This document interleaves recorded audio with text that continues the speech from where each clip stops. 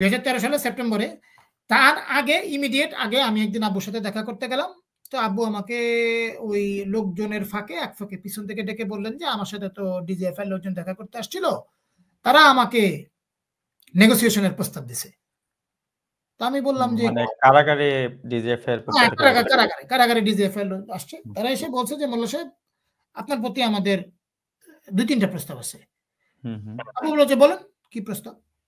বলল যে আপনাকে কথা দিতে হবে যে আপনারা বিএনপি জোট টোট ছেড়ে আপনারা আলাদা রাজনীতি করবেন এবং আপনাদের রাজনীতির ধারা হবে ইন্ডিয়া, যেটাগুলো ইন্ডিয়ার বিরুদ্ধে আপনারা কোনো কথাবার্তা বলবেন না। ইন্ডিয়াকে যে ধরনের যা দেওয়া হচ্ছে এটার বিরুদ্ধে আপনারা কোনো প্রতিবাদ করবেন না। আপনারা আপনাদের মতো ইসলাম প্রচার করেন, নামাজ রোজা করেন, এগুলো করেন, এগুলোতে আমাদের কোনো সমস্যা নেই।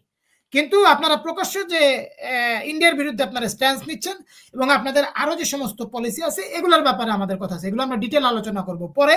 আপনি খালি আমাদেরকে এই কথাটা দেন যে আপনারা 4 দলীয় জোট ছেড়ে দিবেন এবং আপনারা ইন্ডিয়া বিরোধী রাজনীতি করবেন না, এই দুইটা কথা আপনি আমাদেরকে বলেন। আবু বলছে দেখেন আপনি আমাকে যে প্রস্তাব দিচ্ছেন এই প্রস্তাবে আমি হ্যাঁ বলবো কি না বলবো এটা তো পরের বিষয়। প্রথম কথা হচ্ছে আমি একা জামাতকে রিপ্রেজেন্ট করি না, আমাদের একটা নির্বাহী বডি আছে। এই নির্বাহী বডিতে কথাবার্তা হবে, তারপরে আমরা কোন পলিসিতে যাব, কি ডিসিশন নিব সেটা সেখানে হবে।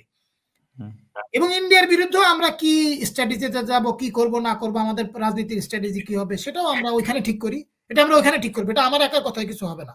হ্যাঁ আমি একজন ইম্পর্টেন্ট পলিসি মেকার, কিন্তু এটা আমার একার কথায় হবে না। 1 2 হচ্ছে যেটা সবচেয়ে গুরুত্বপূর্ণ কথা, আপনাদের নাম আমি জানি না, আপনারা কোত্থেকে আসছেন, আপনারা বলতেছেন আপনারা ডিজিএফআই, আপনারা এনএসআই, আপনারা ইন্টেলিজেন্সের থেকে আসছেন, আপনারা আমাকে কালকেই মুক্ত করে দিবেন, আমি আপনাদের এই কথাতে বিশ্বাস আনতে পারতেছি না।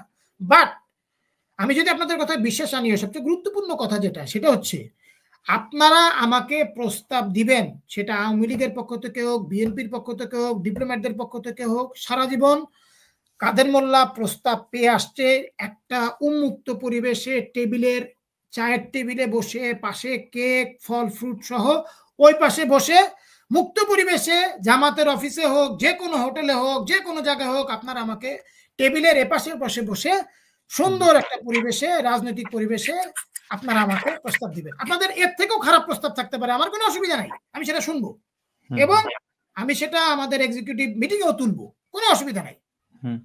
কিন্তু আপনারা জেলের ভিতরে ভরে আমাকে মুক্তির আশা দেখে আপনারা আমাকে যত ধরনের যাই প্রস্তাব দেন না কেন, যতবারই প্রস্তাব নিয়ে আসেন না কেন, এই প্রস্তাব আমি শুনতেই রাজি না। এবং এই প্রস্তাব আপনি যে কোনো ধরনের প্রস্তাব দেন, এটা আমাকে যদি এর জন্য 10-12 ফাঁসিতে ঝুলতে হয়, আমার প্রস্তাব না থাকে।